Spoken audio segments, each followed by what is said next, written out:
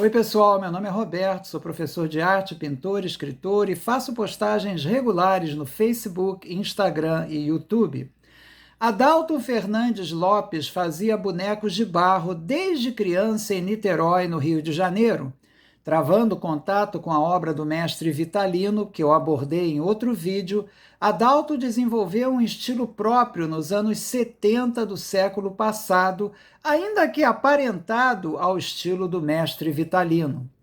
Inspirando-se em figuras de livros de história, ele ampliou seu repertório para incluir personagens de características históricas e depois passou pelos personagens urbanos, flagrando aspectos diários de suas vidas, como os vendedores ambulantes, os palhaços, os realejos e assim por diante.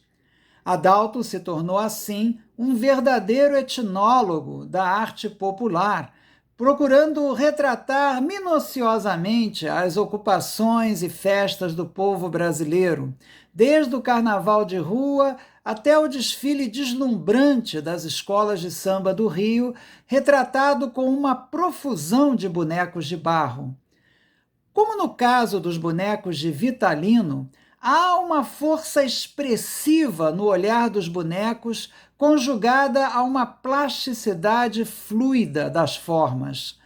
As expressões dos bonecos geralmente tendem à caricatura. Parece que foi vendo a obra de bonecos articulados de madeira, por exemplo, a do artista mineiro Antônio de Oliveira, que os vendia no Morro da Urca, que Adalto teve a ideia de criar algo novo: bonecos de barro articulados. Essa criação estabeleceu Adalto na tradição dos artistas ambulantes que enfocam o movimento como representativo da vida, ainda que Adalto usasse o barro, que é um material bem incomum para articular movimentos. Adalto fez seus bonecos de barro se moverem através de pequenos motores movidos a pilha ou ligados na corrente elétrica e conectados por arame às articulações dos braços e pernas de seus bonecos.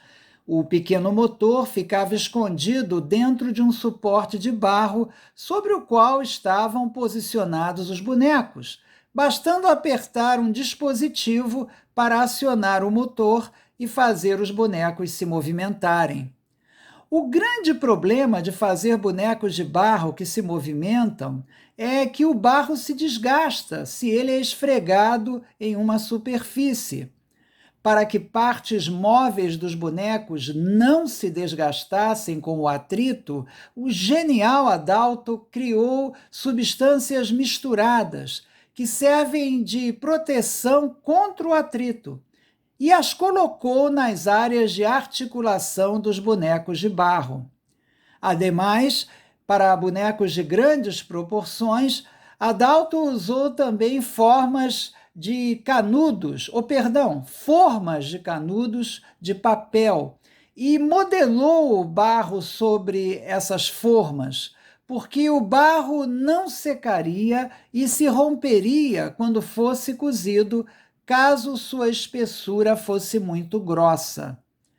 Ao cozer o barro de tais bonecos grandes, a forma de papel virava cinza e o barro era corretamente cozido e preservado. Outros bonecos grandes foram feitos com uma pasta de papel cuja mistura usa diferentes tipos de cola que fica tão resistente como se fosse madeira. Em alguns casos, o criativo Adalto fez mecanismos que acionam martelinhos que repercutem, ou melhor dizendo, percutem as cordas de um piano de brinquedo, acionando músicas de sua autoria aos bonecos. Adalto criou também obras eróticas que espelham o sentido de transmitir uma lição que é comum nos ditados populares, como, por exemplo, nessa foto, que poderia sugerir o equilíbrio feminino relacionado ao falo masculino, enquanto a figura se mantém agarrada a uma árvore, que transborda de fertilidade. Em resumo, como disse Adalto, abre aspas, você tem que ser o senhor do barro. Ele tem que te obedecer. A gente domina ele e depois ele faz o que a gente quer. Fecha aspas. Ou seja, a obra de Adalto reflete a enorme criatividade e capacidade de improvisação do povo brasileiro. Espero que tenham gostado. O link para os livros de arte que eu publiquei está na descrição desse vídeo abaixo. Muito obrigado pela atenção, muita paz para vocês e até a próxima.